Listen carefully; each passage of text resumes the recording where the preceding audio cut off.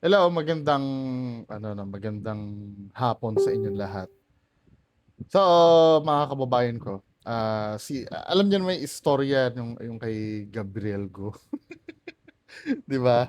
Hindi mo na siya pinasama sa mga operations. Now, manood tayo nung nangyayaring operations nang wala si Gabriel Go.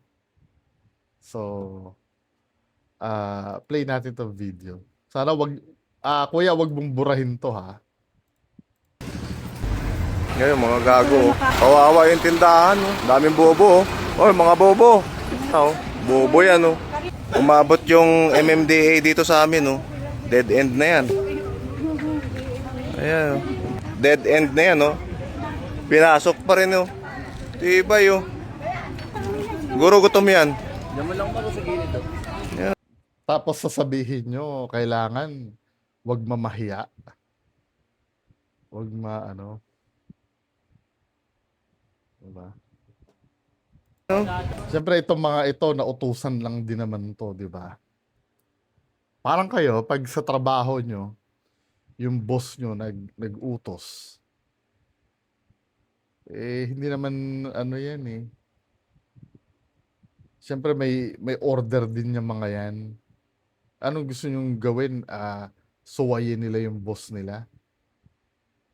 Ngayon, kung feeling nyo hindi lihitimo yung operations, pigilan nyo siguro, 'di ba? Hanapan nyo ng papel or something kaysa yung magduduro-duro ka diyan. Ano pa kinain. Oh.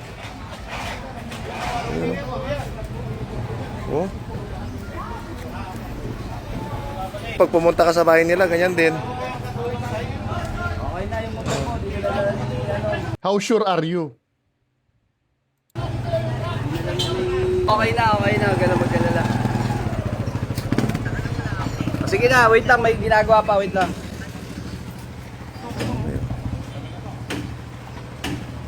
Dami nila. Oh. Ba't biglang tumahimik ka nung malapit na sa'yo?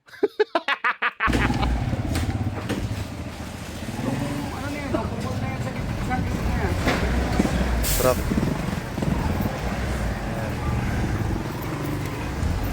Kuya, ba't di ka na nagsasalita?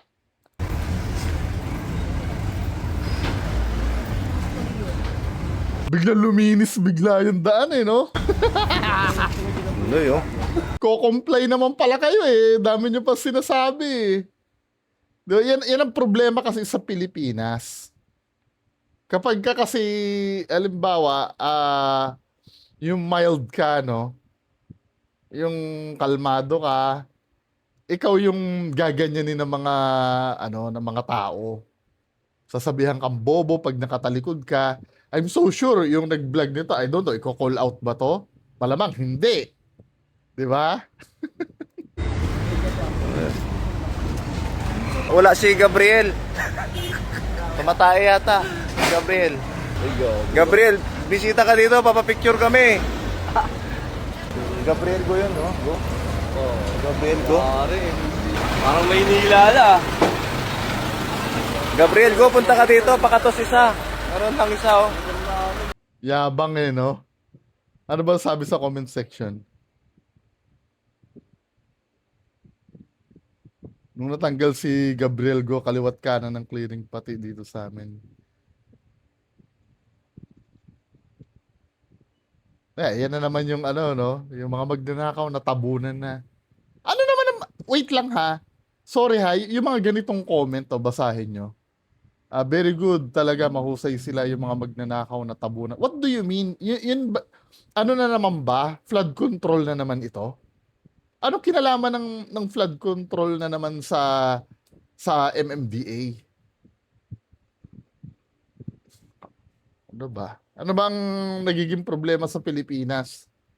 So, ito na naman darating na naman ako dun sa doon sa interpretasyon ko na so wag mo nang gawin to hangga't hindi naayos yung sa flood control. Ewan ko ba sa Pilipinas?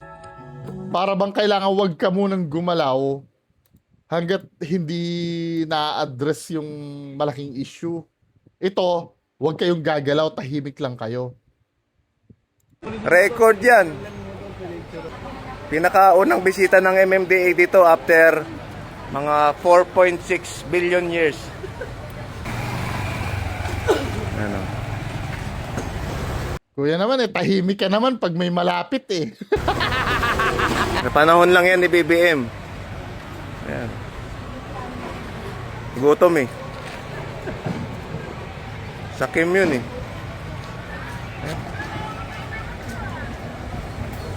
Barangay Tanod namin yan. Pati kayong prosedur. Oo. Record natin. Ano daw? Barangay Tanod ni Pilar. Pati yung ano, yung bubong ni Ate Insyang, kinuha. Grabe, bubong, kawawa, Natitiklop naman yan, pang silong lang yan, tsaka pang ulan, kinuha pa. Ito yung mentality, no? Natitiklop naman yan. Bobo din talaga, no? Kaya nga inaalis yan para wala na dyan, eh.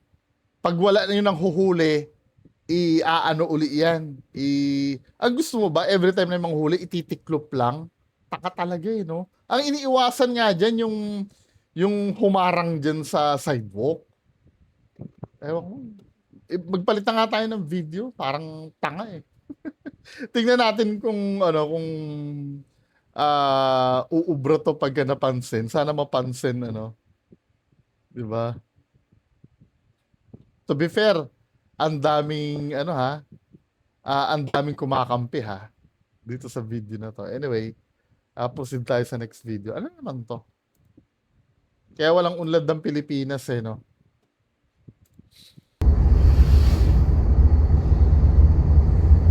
Hindi pa na kontento, bumalik po. May pag-iwan eh. Sistema dito sa pier. Ayan na, inakit na. Nilaslas na.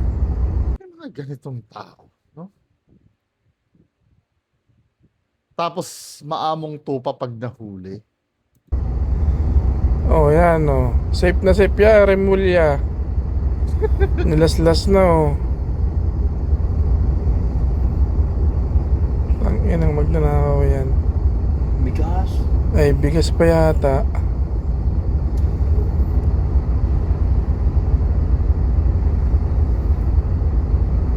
Gagalit pa dito sa kabilod yan sistema dito sa Pier Manila. May panaksak eh. Ito yung gawain ng mga yan di marunong lumaban ng patas. Tangin ng mga Ito sang sasabihin niya, mahirap lang. Yung mga nagnakaw ng mali-maleta. Ayun lang naman panribat ng tao eh. Huwag niyong parurusahan yan unahin niyo muna yung nagnakaw ng mali-maleta. 'Di ba? Hayaan mo yung pahinante at driver magbayad niyan. Basta yung nagnakaw muna ng mali-maleta. Huwag niyo tong huhulihin. palto.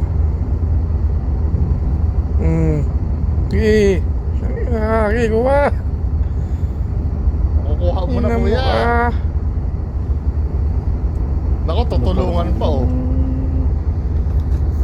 Asmate. Paldo.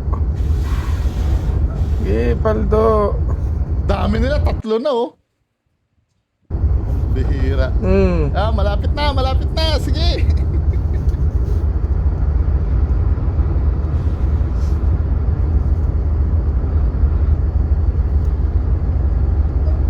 Wait, hindi na ito bago, di ba? Hindi, sinabi din ng driver sa lugar na yan, ganyan daw talaga. Ba't walang pulis?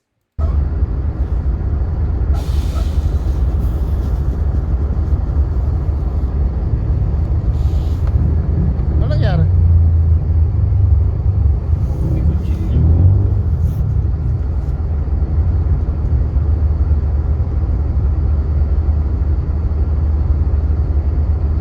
Nilaslas nga Kuha na Malapit na, malapit na.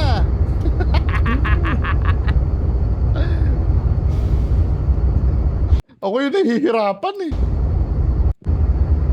Nante. Bumaba na yung pahinante oh. Patay ka ngayon. Yan na, yan na, yan Yan na, na. yan na. Tanginan nyo ka. Yan na. Bumaba pa tong pahinante oh. Yari ka dyan. Oh, ano? Sige, Oh. kapasin mo. Hampasin mo Kapasin na. mo.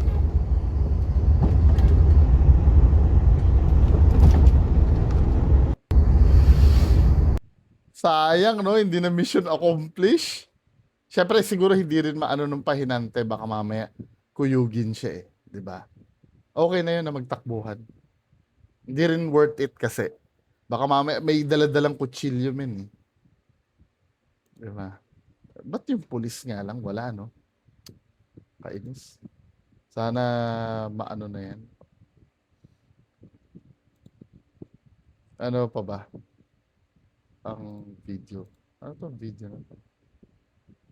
Ah, wala na. So, tingin pa tayo, no?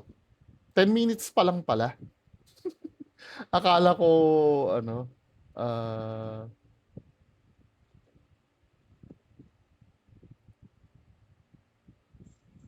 so ito, meron pa tayong pag-uusapan.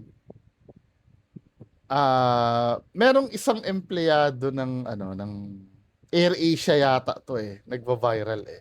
Ito oh. Yung may mga sinabi siya na ako wala akong pinapanigan na ano na political na panig. Pinapanigan na panig, political na panig.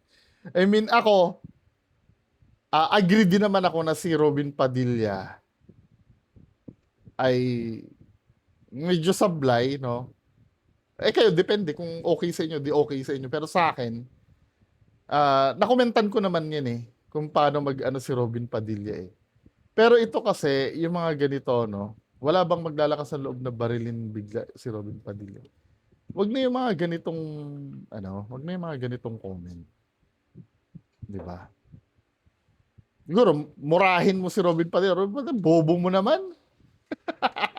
Yung siguro, okay lang yung mga ganun. Pero yung magsasalita ka ng ganito, may responsibilidad kasi tayo sa social media eh. Kasi ang konteksto kasi ganito, di ba? Pag nagre-result ka na sa violence, no? Ibig sabihin, hindi mo na kaya makipag-argue. Di ba? Well, iba yung sa pinag-uusapan natin kasi may nakokomentan ako eh, katulad nung nanaksak ng rider. Wala naman tayong pagdidebatihan dun eh. Kaya sometimes nasasabi ko, nawi-wish ko na hindi ba pwedeng isalvage na lang yan. Kasi patapon na yung buhay. Pero ito kasi, men, yung mga public officials na nagsasalita tsaka nag-ano, pwede namang i-criticize yan ng hindi mo sasabihing mamatay na lang eh or barilin eh. 'Di ba? Baka sakaling sa susunod na election pag thousand term niya mahiya na siya, hindi na siya tumakbo. 'Di ba? Pero wala eh. Or sometimes no, pag hindi mo napigilan yung bugso ng damdamin mo, masasabi mo 'yan. Kaya lang syempre, pagbayaran mo yung sinabi mo. 'Di ba? Responsibilidad mo 'yan. Pwede ba naman sabihin, no, na, hindi, may freedom of expression ako. Pero yung kaakibat nung freedom of expression mo na yon, kung ano man yung makukuha mo galing doon, panindigan mo. 'Di ba? Ako naniniwala naman ako eh. Kahit anong sabihin mo, pwede. Kahit ano. Kahit siraan mo, ang problema, pag dinimanda ka nung siniraan mo, panindigan mo yon. 'Di ba? Binigyan ka ng freedom eh, na sabihin ko anong gusto mo eh. For example, si Juan, yan si Juan, yan eh. Wag yung yan, magnanakaw naman yan eh. Pwede mo naman sabihin yon. Kaya lang, pag nademanda ka doon, wala eh, mo yun? Pangatawanan mo yun, di ba? Or dalawa lang ang pwede mong gawin eh. Panindigan mo yon or bawiin mo yung sinabi mo. Para hindi ka mapahamak. Di ba? Wala naman nagbabawal sabihin ng kahit ano. Basta panindigan mo lang yung consequence. Pakinggan natin yung ano ha, yung post regarding dyan sa AirAsia na yun. Hinahanap ko eh. Ano ba yan?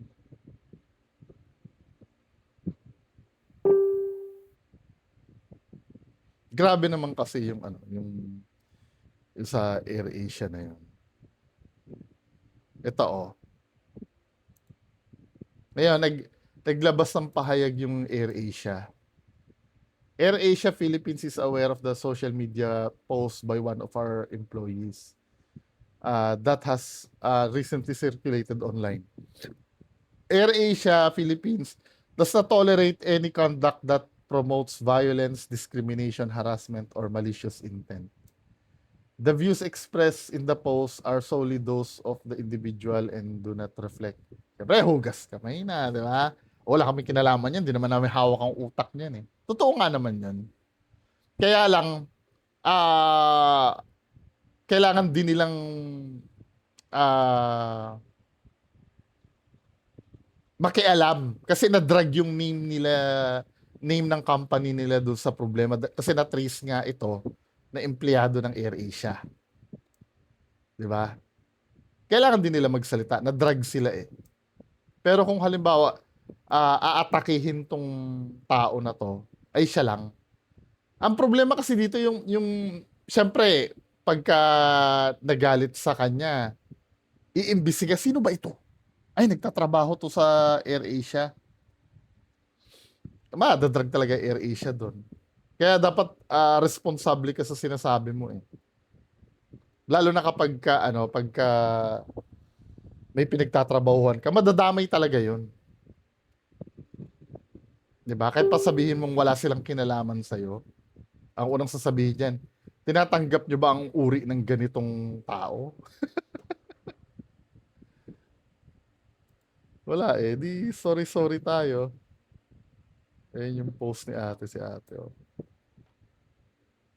Nakita ko to sa sa public ha. Ito sabi ni Robin Padilla. But to be fair, hindi naman siya madidemanda yata. Kaya lang, yung sa trabaho niya, I don't know kung anong sanction ang ibibigay sa kanya nun, di ba? Allahu Akbar. Dito tayo sa may bandang ano. Kaya parang demonyo na ang kriminal sa pagpaslang ng tao dahil sa mga katulad nito na ipinangkampanya ang pagpatay ng kapwa-tao. Di ba ganun din si Duterte? Pero ano ha,